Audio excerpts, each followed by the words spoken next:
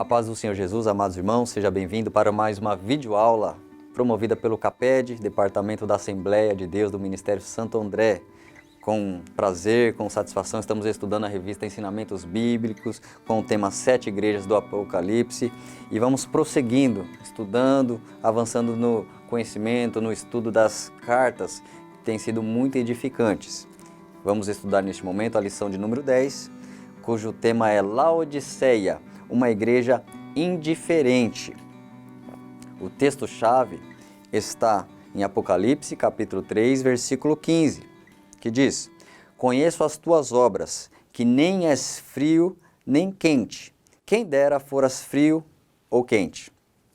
Para refletir, diz assim: o Senhor Jesus não suporta uma igreja indiferente com as coisas do reino de Deus. Conosco, neste momento, estão nossos amados irmãos, professores, servos de Deus, que vão contribuir com seus comentários, com a reflexão acerca do tema, para ser um suporte, auxílio aos nossos professores. Está conosco nosso amado diácono Sérgio, lá da congregação de Clube de Campo, e também nosso amado irmão, pastor Saulo, da congregação de Pintacilgo 2, né? E que neste momento já estarão cumprimentando os irmãos.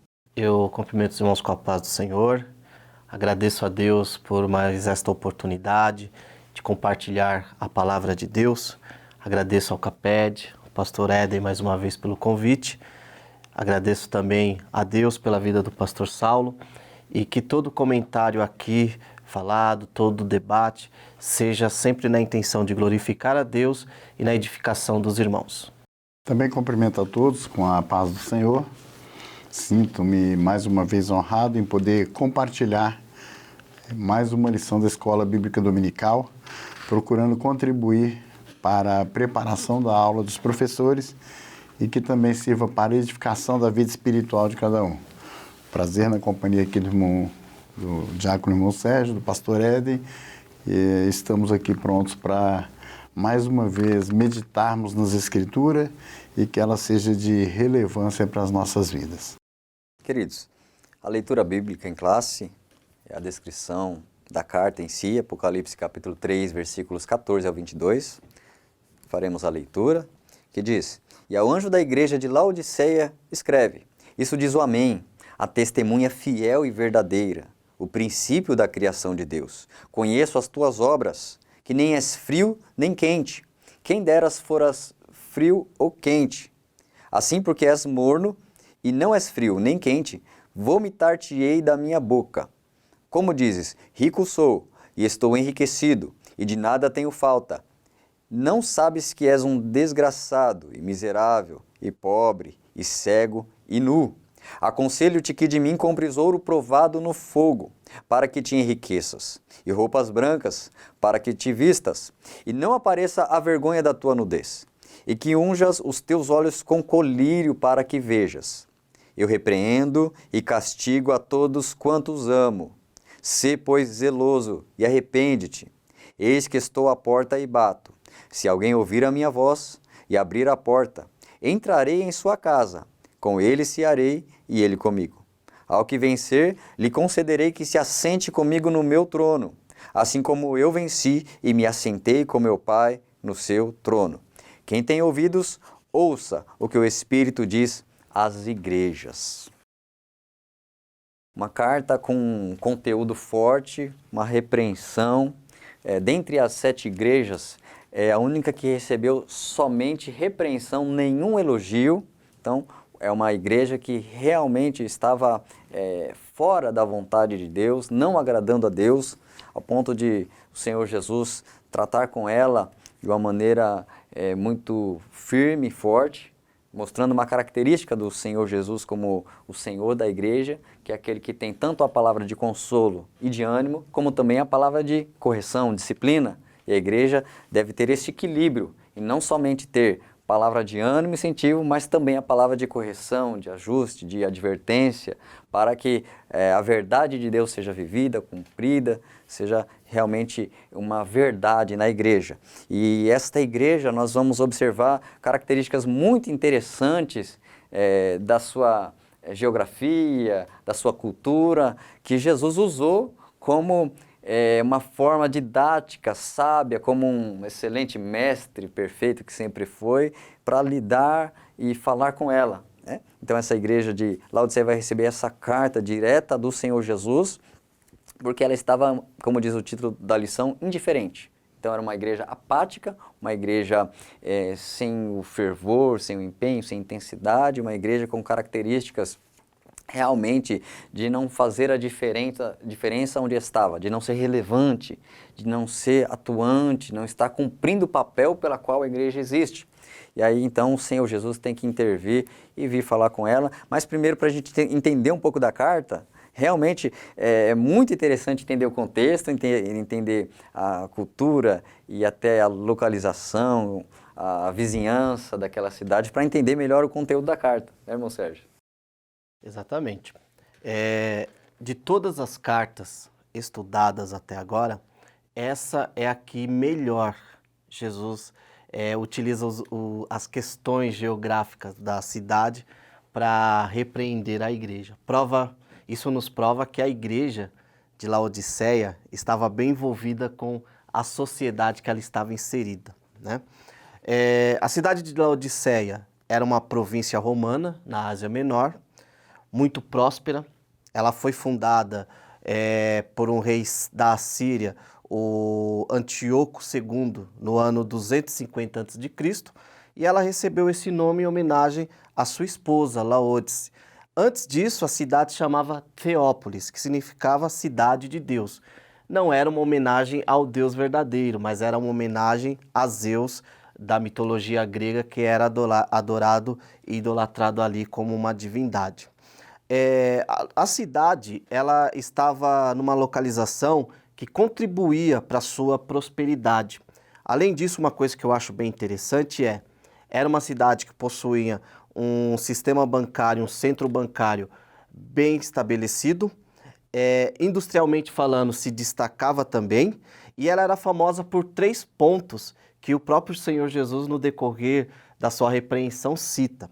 Primeiro, pelo tecido negro, um tipo de lã negra que ali era fabricado, que era raro e que tinha um valor bem caro para a época. Segundo,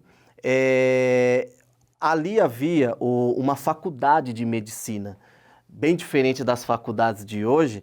Era uma faculdade onde, além de ter os estudos das matérias envolvendo medicina, mas também se praticava a idolatria ao deus Asclépio, né? Para o professor entender melhor, esse deus Asclépio ele é representado pelo símbolo da própria medicina, aquela serpente que você vê no símbolo da medicina, é esse deus, essa divindade que era adorado. E dentro dessa faculdade de medicina, eles fabricavam 2 coisas que na época eram valiosas e eram, como eu posso dizer, matéria-prima de primeira para a época, que era uma pomada para os ouvidos e o colírio, né? A cidade de Laodiceia era famosa pelo seu colírio, né? Uma outra coisa que eu acho muito interessante aqui dentro ainda dessa cidade de Laodiceia, que é um ponto negativo que o próprio Senhor Jesus destaca na igreja e nós veremos futuramente, conforme o debate for se desenrolando, é a questão das águas. Apesar de toda essa prosperidade, era uma cidade que sofria no que dizia respeito ao abastecimento de águas, né? Veremos mais para frente. Quanto à igreja, já foi falado, a igreja de Laodiceia era uma igreja muito próspera, né? Possivelmente, muitos dos seus membros faziam parte da alta sociedade. Então, até por isso, segundo o David Brown, no seu comentário exegético sobre o Apocalipse, ele cita que possivelmente era muito costumeiro escutar: olha, nós somos ricos, né? Nós somos prósperos, nós temos Deus porque nós somos crentes prósperos, né? E aí abre até um debate para outras questões, né? Quanto a como o evangelho chegou ali, a maioria dos estudiosos concordam que possivelmente foi através de Epáfras. Epáfras ele é citado lá em Colossenses, no capítulo 4, no versículo 12, que diz assim: Cumprimentai-vos, Epáfras, que é um de vós, servo de Cristo Jesus, que sempre luta por vós em suas orações, para que permaneçais amadurecidos e plenamente seguros em toda a vontade de Deus. Um outro ponto relevante sobre esta igreja é Paulo conhecia esta igreja. No próprio livro de Colossenses, nós vemos Paulo citando uma carta que ele escreveu quando estava preso em Roma e enviou para esta igreja. Em Colossenses capítulo 4, versículos 16, diz assim: depois de lida, entre vós, fazei com que esta carta também seja lida na igreja dos Laodicenses e procurai ler também a carta de Laodiceia. É uma das cartas que se perdeu, infelizmente, então não sabemos o conteúdo. Mais um comentário: alguns estudiosos chegam até mesmo a dizer, a afirmar que o conteúdo da carta de Paulo, muito do que era escrito, ou do que foi escrito por Paulo, é o que o Senhor Jesus aqui traz para a igreja de Laodiceia. Então, dentro dessa linha de pesquisa, o que eles dizem? Que era um problema que a igreja de Laodiceia enfrentou desde sempre. Por estar numa sociedade rica, numa sociedade próspera, muitos dos seus membros se faziam e participavam do que acontecia, inclusive os próprios cultos de adoração às divindades ali. Então esse é o contexto histórico da cidade e da igreja de Laodiceia. Uma igreja muito próspera, né, pela sua situação social, econômica. É uma igreja que realmente estava, aos olhos humanos, muito bem sucedida. Então você olha, tem tudo essa igreja para avançar, crescer e realmente ser a melhor da região. A igreja que realmente nota 10. Então tinha tudo para deslanchar como uma igreja 10. Porém, a realidade era totalmente diferente. Uma característica dessa carta é que ela mesma tem dificuldade em se examinar, porque ela diz algo de si mesma, nós veremos nos versículos seguintes, que ela se acha de uma maneira e o Senhor vem e diz algo totalmente contrário. Então ela não tem percepção, discernimento, não tem uma visão correta, entendimento correto mais do reino. Ela está realmente totalmente desconectada do céu, desconectada com as coisas de cima, né? Tão conectada, tão cheia, abastecida, tão bem embaixo, tão bem com as coisas materiais, que isso ofuscou as coisas de cima, ofuscou o relacionamento, a humildade, a simplicidade, porque o evangelho, a essência é simplicidade, é pureza, é mansidão, é amar, é servir, é doar, é estar abaixo, né? Se fazer menor do que o outro, como Jesus ensinou, pegar a bacia e lavar os pés uns dos outros. E aí, essas características de muito suficiência, grandeza, opulência, né? Essas roupas lá, por exemplo, né, sendo produzidas ali, talvez então eles se vestiam muito bem, tinham muitas vantagens em relação às outras cidades, e tudo isso são coisas perigosas para que o servo de Deus ele se corrompa, e a parte da simplicidade que é em Cristo Jesus, a simplicidade do reino. E aí Jesus vem então para falar com ela, Jesus já vem então se identificando, Jesus vem então já se identificando e começando o seu diagnóstico, né, irmão Saulo? Ele começou a avaliar e expor então, trazer um choque de realidade para aquela igreja. É importante observar nessa leitura, inclusive está dentro do texto da lição, né, a hora que o comentarista, o Newton, coloca aqui a questão das características dessa igreja. Era uma igreja que ela não estava sofrendo problema de perseguição, o que parece ter marcado quase todas as outras igrejas da Ásia. E essa igreja não tinha esse problema. Jesus, pelo menos, não menciona nenhum problema de perseguição para a igreja de Laodiceia. Além disso, ela não tinha também nenhuma dificuldade com os judeus, coisa que marcou outras igrejas também, né?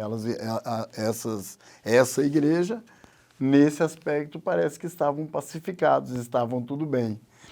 Outra coisa que nós observamos nas demais cartas eram os falsos mestres presentes na igreja. Jesus também não fala de nenhum falso mestre, não se percebe a presença de nenhum falso mestre nessa igreja. O que dá a entender, e dentro dessa colocação que está dentro da própria lição, é que parece que a falta desses elementos leva a igreja a um cristianismo que nós chamamos de nominal, né?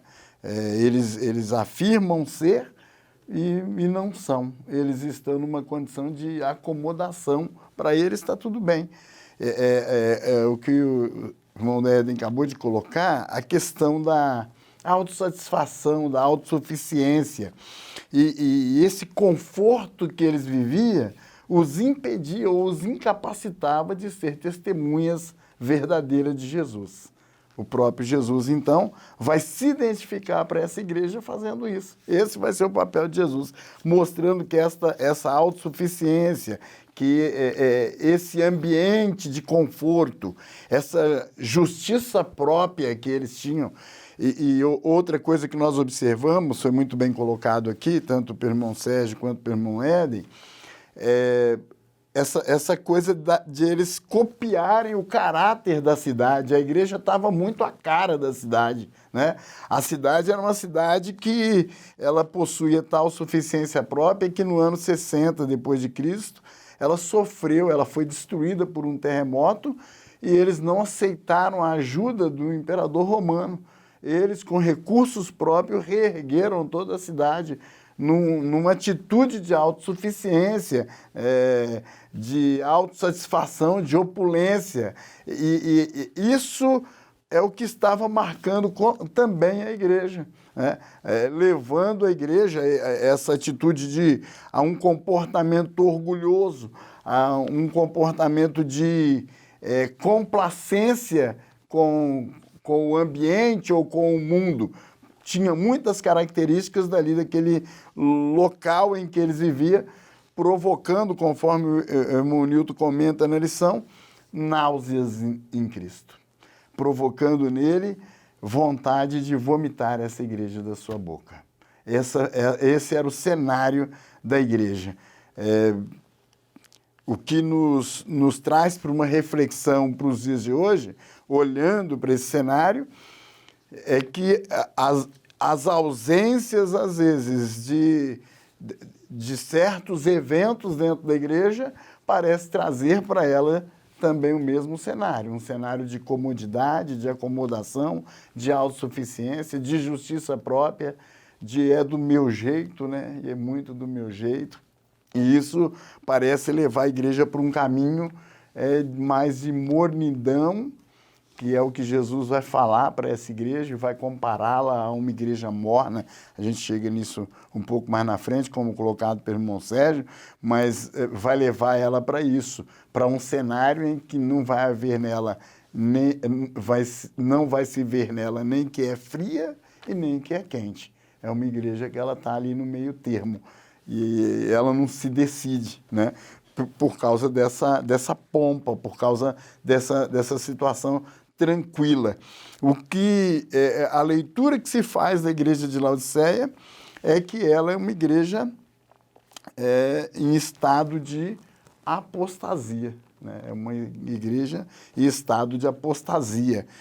E aí a carta, como ela é escrita, como escreve Steven Lawson, né? Ele coloca isso mostrando que a igreja precisa estar alerta a esse chamado às 7 igrejas, porque Jesus não escolheu as melhores igrejas daquele tempo para poder enviar as cartas, né? Não foi escrito para a igreja de Jerusalém, que era a igreja mais antiga e tradicional, não foi escrita a igreja de Antioquia, que era uma igreja de gentio formada por gentios, já em terra de gentios, e Jesus não enviou, foi para ela.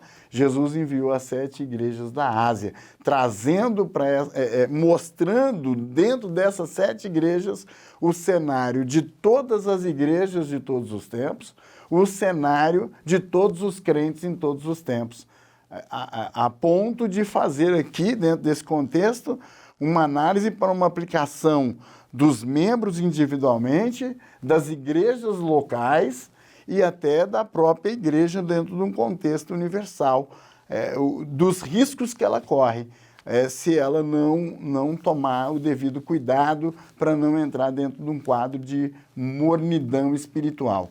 a preocupação de Jesus com esta igreja, e lá na frente nós vamos ver o desafio que ele lança a ela, é que ela precisa tomar algumas atitudes, ela precisa tomar algumas ações. Mas na frente, então, a gente vai falar, na hora que nós entrarmos aí para detalhar, destrinchar o texto, nós vamos falando aí da identificação de Jesus à sua igreja, vamos falando aí também do diagnóstico que Jesus faz dessa igreja e depois o desafio que ele faz para essa igreja mudar o seu comportamento. A parte mais marcante, que é conhecida esta carta à Laodiceia, é sobre a mornidão, né? Muito conhecida entre os irmãos cristãos, sobre não ser frio nem ser quente, e o Senhor Jesus usa essas características aí do abastecimento de água, como já começou a pontuar o irmão Sérgio, onde uma cidade vizinha tinha água fresca, nascentes, cristalinas, e aí essa água fria, essa água que é um refrigério, é boa, é saudável, você se refresca, você bebe, né? Então é uma água fria boa. E do outro lado havia outra cidade que tinha fontes de águas termais, águas aquecidas, que também tem a sua qualidade, o seu valor medicinal, que tem o seu valor para ser utilizada, né, naquela temperatura. Então estava em condições, numa cidade ou na outra, estava em condições boas, condições para ser utilizada, né, tinha a sua utilidade. E essa dificuldade que havia em Laodiceia fazia com que ela necessitasse que essas águas fossem direcionadas de outro lugar em determinados momentos, né, na ausência de água suficiente, vir dessas outras cidades.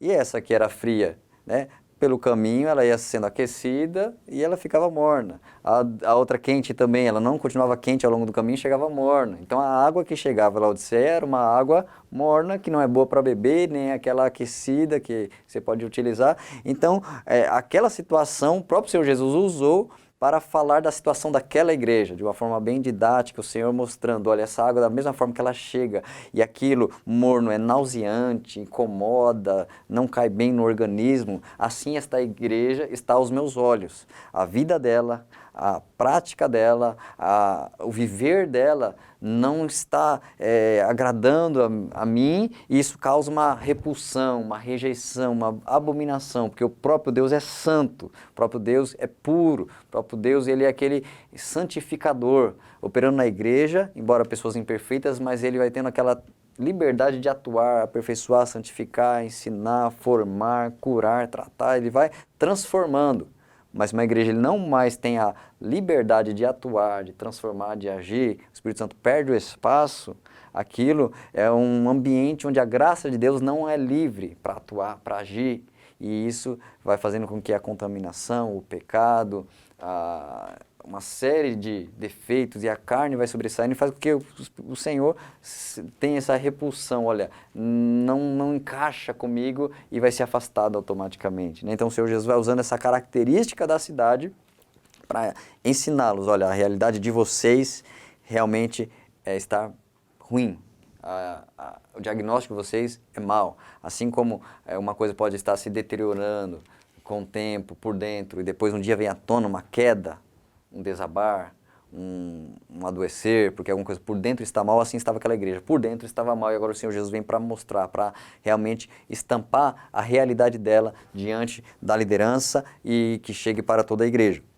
Então ele vai falando dessa mornidão, e é possível sim, né? Nós vemos numa época onde, principalmente se falarmos da nossa realidade Brasil, nosso contorno, tantas igrejas ou denominações ou pessoas que não estão naquele fervor, não estão naquela verdade, aquela firmeza, aquela dedicação, não estão realmente com as características de vida e prática espiritual realmente conforme a vontade plena das Escrituras, da vontade de Deus. Então acaba gerando uma igreja que pode estar indiferente às coisas do reino, né? Podemos ter pessoas e igrejas mais focadas nessas coisas materiais, podemos ter igrejas indiferentes à voz do Espírito Santo de Deus, então não se dá lugar à voz de Deus, se dá lugar à liturgia, tem que acontecer a liturgia. Tem igrejas que são de eventos, de evento em evento, tem igrejas que são vinculadas à personalidade, algum grande nome lá é o destaque que é ele que fala, ele que faz, ele tem um dom e acaba virando um culto à personalidade. Então existem algumas características de algumas igrejas nos dias atuais que vão criando aí uma situação de mornidão geral, que não tem um fervor genuíno, puro, intenso de amor a Jesus, né? Tem essas características que vão tornando uma igreja morna, né? Embora sabemos que isso se varia de nação para nação, onde às vezes há uma perseguição intensa se há uma igreja fiel, mais firme. Como o comodismo naquela igreja gerou essa mornidão, ao nosso redor nós sabemos que também o conforto, o bem-estar e o comodismo vai gerando essa mornidão também. Então a gente vai entrar aqui nesse diagnóstico a partir do versículo 17, né? É o Senhor dizendo o que ela acha de si mesmo, né? Então a gente entra no diagnóstico, o tópico 4, irmão Sérgio, se puder comentar essa avaliação de Jesus e como que ele vai entrando e tratando isso. Uma coisa que eu acho interessante é que a igreja de Laodiceia se parecia tanto com a própria cidade que Jesus utiliza das características da cidade para dar o diagnóstico, né? Só fazendo acrescentando ao comentário do Morno, as duas cidades, a cidade que tinha água termas era Hierápolis e a cidade que possui as águas frias era Colossos. Então Laodiceia ficava entre essas duas cidades, né? E sobre essa questão do Morno, uma coisa que eu acho interessante é o seguinte: Jesus ele deixou bem claro para aquela igreja, olha, se vocês continuarem mornos, vocês continuarão existindo enquanto igreja, porém, enquanto igreja instituição, porém deixarão de exercer influência enquanto reino de Deus, né? Porque às vezes nós olhamos assim, as pessoas têm o hábito de falar, mas permanece, é de Deus. Nem sempre. Permanece às vezes porque tem uma boa instituição, porque tem bons recursos, como era o caso da igreja de Laodiceia, diferente da igreja estudada anteriormente, que é a igreja de Filadélfia, que era uma igreja pequena, não tinha influência política, porém era uma igreja que possuía a chave do reino, literalmente, né? Uma outra coisa que eu acho interessante é a autossuficiência dessa igreja, né? No capítulo 17, Jesus ele diz assim: você diz, sou rico, tenho prosperidade e nada me falta, mas não sabes que és infeliz, miserável, pobre, cego e nu. Eu particularmente sentiria vergonha se Jesus dirigisse essa palavra a mim, né? Miserável, pobre, cego e nu. Dentro desse contexto, dentro dessa fala de Jesus, irmão Éder, eu vejo uma coisa muito particular e popular aqui das igrejas brasileiras, como você falou, do contexto brasileiro, que é a famosa teologia da prosperidade, né? Nós temos o hábito de achar que a bênção de Deus ela está ligada a uma vida próspera. Nossa, aquele irmão é próspero, tem um bom emprego, tem a sua empresa, tudo isso é bênção. Mas às vezes nós não, aquele irmão é um servo de Deus. E nem sempre, né? Nem sempre a prosperidade material não necessariamente significa ou é sinal da aprovação de Deus. Aquela igreja era próspera materialmente. Era uma igreja que não tinha falta de nada materialmente. Eu ouso dizer que o templo de Laodiceia talvez enchesse os olhos de quem passasse ali, porque era uma igreja rica, pessoas ricas, né? Era um templo bem arrumado, um templo aconchegante, mas não tinha a presença de Deus. E é interessante que Jesus ele fala para aquela igreja, olha, eu aconselho vocês a deixarem essa autossuficiência, né? E a comprarem de mim o quê? O ouro refinado no fogo para que te enriqueça, ou seja, compre a verdadeira riqueza. A verdadeira riqueza está em ter a minha presença, está em ter os dons, está em ter a graça, né? Eu fico imaginando como que era o culto de Laodiceia. Talvez um culto cheio de filosofias humanas, cheio de comentários humanos e pouco do reino, pouco da graça, pouco de Jesus. E Jesus ele ainda usando o contexto para mostrar que toda aquela prosperidade era momentânea e falsa e superficial, ele fala, olha, compres de mim também roupas brancas, Como eu falei no contexto da cidade, conhecendo um pouco a cidade, os moradores de Laodiceia, eles se orgulhavam da sua lã escura, né? Com certeza eram roupas lindas, vestimentas de festas, roupas caras. E Jesus fala, olha, essas roupas escuras não são nada, vocês estão nus. Vocês precisam comprar roupas brancas, ou seja, para que vocês se cubram, né? Claro, aqui é uma linguagem espiritual, mas Jesus utiliza da questão que eles conheciam bem. E Jesus continua dizendo, e colírio para que apliques aos teus olhos e enxergue. Olha que paradoxo, a cidade que possuía o melhor colírio da época era a cidade que possuía uma igreja cega, né? E diante desse diagnóstico, o que nos resta é olhar para nós e nos examinarmos. Por isso que Paulo, quando escreve aos Coríntios, ele, inspirado pelo Espírito, diz, examine-se, pois, o homem a si mesmo. E nós sabemos a dificuldade que nós temos de nos examinar. Eu posso te examinar, o irmão Éden, o irmão Saulo, o irmão tal, e eu. Me examinar é muito difícil. E a ordem bíblica e a ordem de Jesus, entre linhas, o que Jesus está querendo falar para essa igreja, né, irmão Éden e irmão Saulo? Se examine. Busquem saber quem vocês são. Eu acho isso muito duro. Além esse confronto, esse choque de realidade, né, fala de uma maneira muito forte, miserável, pobre, cego, nu, desgraçado. Então, muito incisivo, muito forte falar de Jesus com aquela igreja que não sabia a verdadeira riqueza. Assim como Jesus é aquele que confronta com a verdade, muitas vezes com os fariseus, certa vez até com aquele jovem rico. O jovem rico tinha de tudo e até tinha uma religiosidade porque falava que cumpria os mandamentos, e aí o Senhor Jesus orientou ele, ó, dá tudo que tem, vende, dá aos pobres, ou seja, desapega disso e vai servir. E aí ele se afastou, então ele era um rico, mas espiritualmente era pobre, apegado àquilo. Essa igreja da mesma forma, se achava rica, sabia lidar financeiramente, comercializar, até um pouco, quando fala compres ouro de mim, né? Uma linguagem comercial, não que Jesus vende as coisas do reino, mas ó, eles tratavam muito de negociação, né? Vendia roupa, vendia os seus produtos de colírio, de todas as riquezas ali daquela cidade, então tinha negociação e Jesus vem, ó, então vem tratar comigo, vem buscar aqui produto que é bom, que é melhor, verdadeira riqueza que é de cima, aprende o que é que tem valor de verdade. Ah, vocês estão valorizando tanto, ó, fiz um bom negócio, nossa rede bancária tá boa, nosso negócio de roupa tá bom, nosso negócio de colírio tá bom, elas tá muito bem, né? O saldo tá lá em cima, tá positivo, mas olha, vem buscar a verdadeira riqueza, que é o saldo no céu, o galardão diante do Pai, onde ladrão não rouba, onde não se corrói e não se acaba, é eterno. Vem buscar em mim o ouro provado no fogo puro para te enriquecer. Então ele vai falar sobre a verdadeira riqueza, sobre a verdadeira vestimenta. Então Jesus vai trazendo isso, lançando para eles, né, qual que é a necessidade verdadeira deles, né, irmão Saulo? Então o Senhor Jesus está lá dando o conselho, está dando a orientação, né? Gostaria até de o irmão Saulo adentrar aqui nas recomendações, porque o verso 19, Jesus é muito claro a dizer, olha, eu repreendo e castigo todos quantos amo.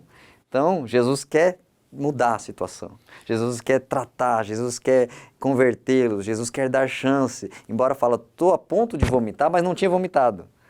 Estou a ponto de repudiar vocês, mas ainda estavam ali como igreja, né, defendendo o nome de Cristo, a causa de Cristo. Então, Jesus ainda queria que houvesse um arrependimento. Por isso, Jesus então está dando esse conselho, não para descartá-los, mas para trazê-los. Porque o nosso Deus é assim, Ele corrige como um pai corrige um filho, Ele não quer que nenhum se perca. Ele é o bom pastor que cuida das ovelhas, que trata, que cuida da que está machucada, ferida, a que se perdeu. Ele busca e sabe lidar com cada uma. Então, Ele vem com a linguagem firme, mas ele fala, eu estou tratando e falando assim porque eu amo, eu quero vocês perto de mim.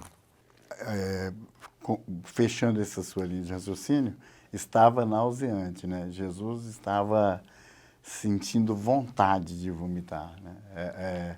É aquela coisa de algo que não te faz bem e que te provoca um mal-estar. O que a igreja de Laodiceia estava provocando em Jesus era um mal-estar, a ponto de ele quase não aguentar segurá-la mais.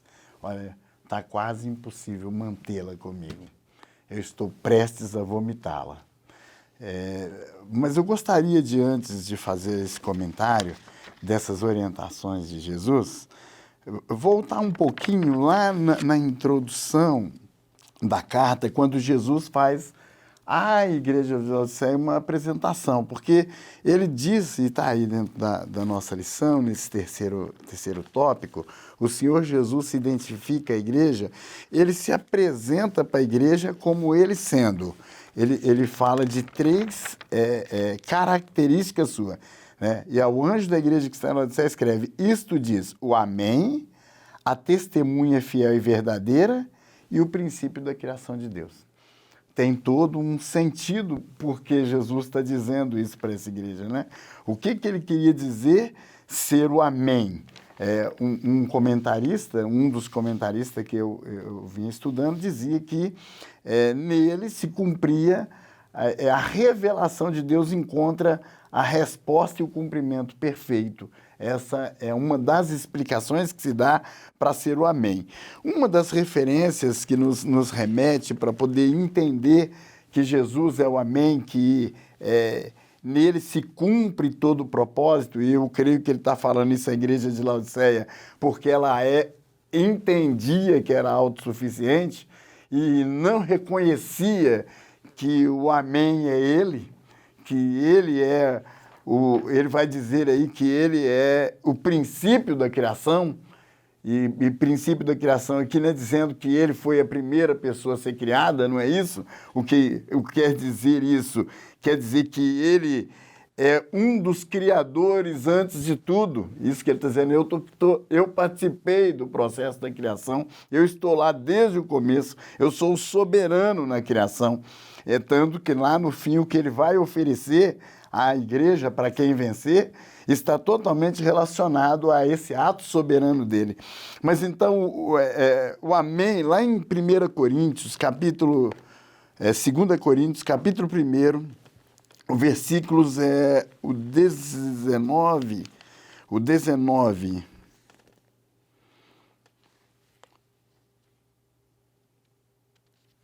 Porque o Filho de Deus, Jesus Cristo, que entre vós foi pregado por nós, isto é, por mim e Silvano e Timóteo, não foi sim e não, mas nele houve sim. Versículo 20. Porque todas quantas promessas há de Deus são nele sim, e por ele o Amém, para a glória de Deus por nós. O apóstolo Paulo confirma aqui que nele todas as coisas, as promessas são cumpridas por causa dele. Parece que a igreja de Laodiceia tinha esquecido desse detalhe, que ele era o princípio, que ele era o criador. Outra frase que ele se identifica aqui, dizendo que ele é a fiel e verdadeira testemunha. Parece que a igreja de Laodiceia perdeu essa característica de fiel e verdadeira testemunha. Ela se coadunou com o caráter da cidade e isso a impediu de ser uma fiel e verdadeira testemunha. O próprio Jesus está dizendo isso dela, mas ele está dizendo que ele não mudou, ele continua cuidando, ele continua imutável e ele continua supremo. Ele deixa claro isso para a igreja de Laodiceia. Queria só fazer esse adendo, retornando um pouquinho lá nesse terceiro tópico, para falar agora dessa repreensão de Jesus, porque o irmão Sérgio fez muito bem a questão do diagnóstico. O diagnóstico, como está bem lá colocado na lição, já se identificou que essa igreja ela tem 3 problemas sérios: de pobreza, dizendo ser rica; de cegueira, achando que tem a visão melhor que todo mundo; e de nudez, achando que estava vestida por causa da lã que tinha dentro da cidade. A igreja está com esse problema. Ela está pobre, ela está cega e ela está nua. O Senhor Jesus está dizendo para ela, olha, vocês estão pensando que porque tem um centro financeiro, porque tem bancos dentro da cidade, porque a cidade é industrializada, porque vocês pensam que tem uma escola de medicina no meio de vocês, porque vocês pensam que aqui fabrica o tecido de lã preta e é o único lugar que se tem, vocês são melhores que os outros, vocês estão mais bem vestidos que os outros, vocês estão pobres, são cegos e estão nus. Jesus está dizendo isso para ele. A recomendação de Jesus é, primeiro, ele vai dizer para eles assim, olha, eu recomendo que de mim vocês comprem ouro refinado no fogo. Essa é a primeira recomendação. Quando Jesus pede para eles comprar ouro refinado no fogo, remete a 2 textos bíblicos. Um deles está em Isaías 55, versículo 1. Jesus pode estar falando da questão da justiça própria desse povo. E aí ele está dizendo assim, ó vós todos que tendes sede, vinde às águas, e vós que não tendes dinheiro, vinde comprar e comei. Sim, vinde comprai sem dinheiro e sem preço vinho e leite. Ele é muito bem colocado, Moeda, ele não está oferecendo nada por dinheiro. Ele está pedindo para comprar sem dinheiro e sem preço. Só Jesus pode fazer isso. Vinde comprai de mim ouro refinado no fogo. Um outro versículo pode ser que a fé deles também estava comprometida. Aqui Jesus está falando, nesse texto de Isaías, o texto fala a respeito da justiça divina. E pode ser que por eles defenderem muito uma justiça própria, ele está dizendo para eles assim, ó, vinde comprar, compra uma justiça verdadeira, uma justiça pura, não compra uma autojustiça, mas uma humildade, uma atitude de humildade, e seja justos, né? Isso que ele estava dizendo a eles. Ou pode ser que Jesus estava dizendo para eles que a fé estava comprometida quando ele fala do ouro refinado. 1 de Pedro, capítulo 1, o versículo 7. Para que a prova da vossa fé, muito mais preciosa do que o ouro, que perece e é provado pelo fogo, se ache em louvor e honra e glória na revelação de Jesus Cristo, ao qual não o havendo visto há mais, no qual não o vendo agora, mas crendo, vos alegreis com gozo inefável e glorioso. Ele faz a comparação aqui nesse texto de que a fé da igreja é muito mais relevante do que qualquer ouro, do que qualquer riqueza dessa terra. O que Jesus vai chamar a atenção da igreja de Laodiceia é exatamente nesse ponto, dizendo para ela, vocês pensam que são ricos, vocês pensam que têm, que vocês podem, e eu quero vos dizer, vocês precisam comprar ouro refinado no fogo, ou vocês precisam eliminar essa questão da justiça própria, de achar que são autossuficientes, e vocês precisam voltar ou retomar uma fé viva, uma fé verdadeira.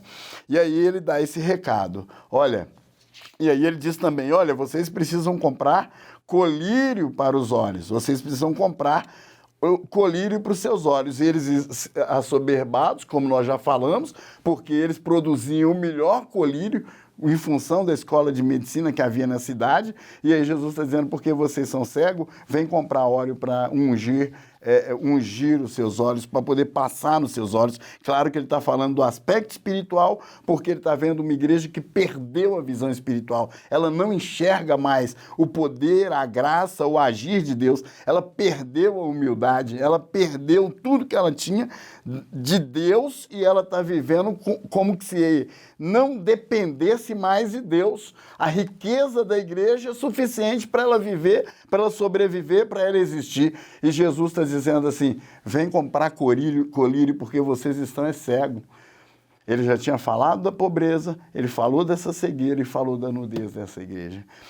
Aí ele fala, eu repreendo e castigo, como colocado pelo irmão Éden, a todos quanto eu amo. Jesus estava reforçando 2 textos bíblicos aqui, Provérbios capítulo 3, versículo 12. Porque o Senhor repreende aquele a quem ama, assim como o pai ao filho a quem quer bem.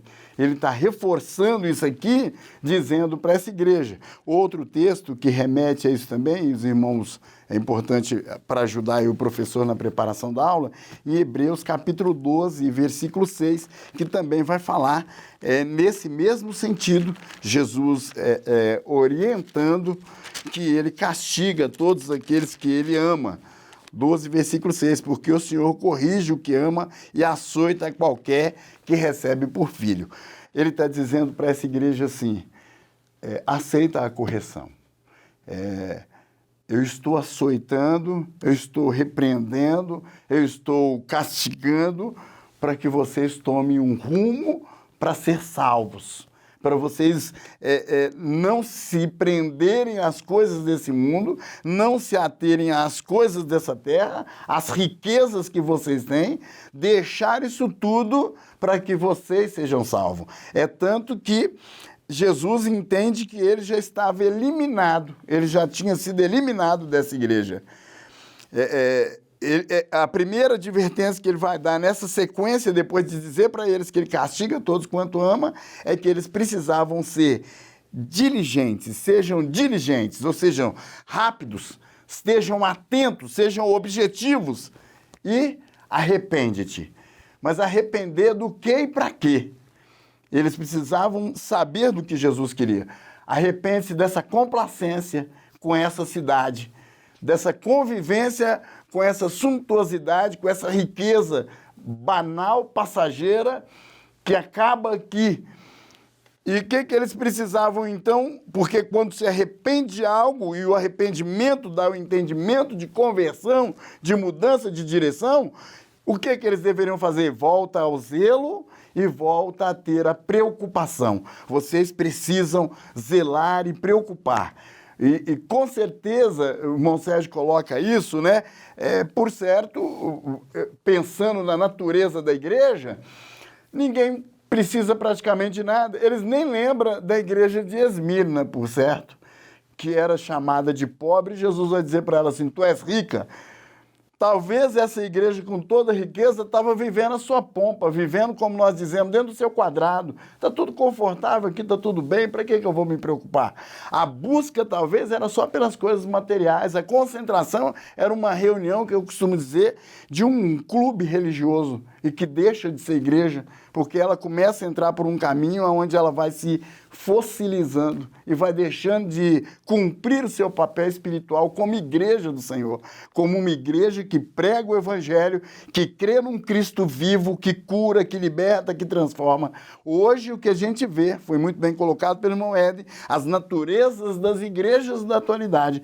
Parece muito, e a gente identifica com muita clareza, muita igreja de Laodiceia. Muitas igrejas que estão vivendo o verdadeiro comportamento de Laodiceia. Se Jesus tivesse que escrever essa carta, uma carta para algumas igrejas hoje, talvez hoje as que mais se espalhariam eram as igrejas laodicenses. Porque Jesus se decepcionaria com igrejas que estão vivendo no luxo, no conforto, enquanto muita gente está precisando da palavra, da salvação, da ajuda social, da cooperação da igreja. Talvez as igrejas mais carentes nem lembradas são, e eles estão na pompa, estão vivendo na riqueza, como que se nossa vida fosse se encerrar aqui. Mas nós temos em Cristo uma vida eterna. Nós temos que buscar em Cristo uma vida eterna. Jesus, então, dá essas recomendações. Eu repreendo e castigo, seja diligente e arrepende, sai dessa complacência e volta a ter zelo e preocupação. E aí ele diz, eis que eu estou à porta e bato. Se alguém ouvir a minha voz. Jesus está dando uma oportunidade. E ele é tão claro aqui, a sensação de Jesus é que talvez a igreja toda não dê ouvido a essa carta. Porque ele fala, se pelo menos um aí ouvir. Eu quero só dar a oportunidade para um só. Se ele se arrepender, eu vou entrar na sua casa, eu vou cear com ele e ele vai cear comigo. Eu estou dando uma oportunidade. Se alguém daí me ouvir e atender ao meu chamado, eu vou fazer isso com ele. Então, Essas são as recomendações de Jesus a essa igreja. Depois de pedir para ela comprar o ouro, depois de pedir ela para poder passar o colírio, depois de pedir para ela comprar vestes com ele, falou com ele que ele repreende e castiga, ele pediu para eles serem diligentes e irem ao arrependimento, e depois ele disse que ele está à porta e dá uma oportunidade para qualquer um deles que se arrependam para poder entrar com ele e cear com ele. Essa oportunidade ele oferece numa característica individual. Se alguém daí se arrepender, eu vou entrar e vou cear com ele. Uma igreja indiferente é o título dessa lição de hoje, porque a igreja pode realmente, como bem explanado pelo pastor Saulo, estar indiferente com a situação ao seu redor. Ela olha para si mesma, tem alguém perdido, a alma caminhando para o inferno, ela está indiferente, eu estou bem, estou em paz. E ela não cumpre a sua missão, seu papel missionário.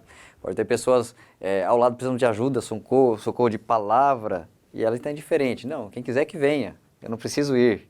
E aí ela não vai em direção ao mundo, ao perdido, ao necessitado, ao doente. Pode ter a necessidade social, como também foi citado, né? A necessidade social, e ela não exercita, não coloca em prática a expressão do amor. E aí ela vai sendo indiferente. O mundo ao redor cada dia é corrompido, pior, e ela não se importando com isso, não atento e não se incomodando. Olha, o mundo incomodando, a guerra espiritual acontecendo, o diabo tomando espaço ao redor, e ela é indiferente, ela não preocupada em entrar na guerra. Então, ou seja, armas e ferramentas que Deus dá para a igreja e ela simplesmente deixa de lado, deixa as armas, deixa os dons e talentos, tudo aquilo que Deus derramou na igreja, fica encostado, não exerce, porque aparentemente dentro está bem. Então ela não vai vivendo, não vai cumprindo aquilo que o Senhor chamou. E aí ele, após esse chamamento para o arrependimento, porque ele foi firme, porque ele realmente falou sobre correção de postura, porque tem coisa que não é um carinho que resolve, não é oração que resolve, é correção de postura, é mudança, é parar, se arrepender e fazer o que é certo. Então Jesus foi com essa palavra para corrigir.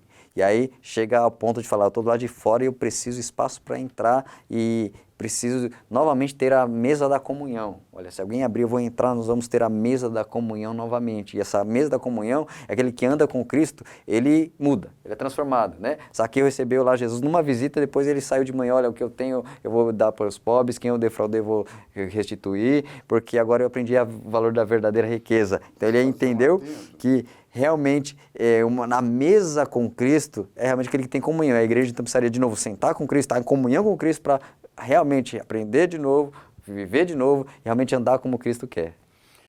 Eu faria um adendo aqui de um comparativo de Jesus mesmo, o próprio autor da carta, que é Cristo, fazendo ou explicando uma parábola do rico insensato. Esse rico caracteriza muito a igreja laodicense, né? Vai e vende tudo que tem e divide com os pobres. Veja que esse homem ele tinha conhecimento da lei, na parábola ele tinha conhecimento da lei, ele sabia das coisas que ele tinha que fazer. Mas a conversa foi boa até o momento que Jesus disse para ele que ele tinha que vender tudo e dividir com os pobres. Ele preferiu virar as costas. A sensação que se dá de uma igreja rica, de alguém que tem essa postura, é do rico insensato. É uma igreja que é igual ao rico insensato. Né? É só para eu fazer um adendo aqui ao comentário que eu fiz, colocando que tanto o aspecto físico, emocional, espiritual é uma preocupação de Jesus na vida de cada crente e na vida de cada pessoa. É tanto que a recomendação dele ao rico insensato vai, vende tudo que tem e divide com os pobres.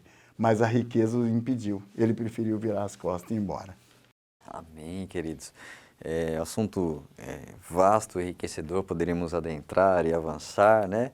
Mas o tempo não permite. Irmão Sérgio, puder também algumas considerações ou complementos finais acerca da advertência, dos comentários do próprio Cristo, que são tão necessários para aquela igreja, para que realmente só a palavra de Deus, só a palavra do amém, que é a verdade, que é o cumprimento, só Ele para falar e ter uma reação, uma mudança naquela igreja, né?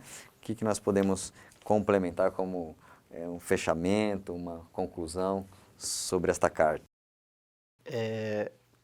3 pontos a se destacar.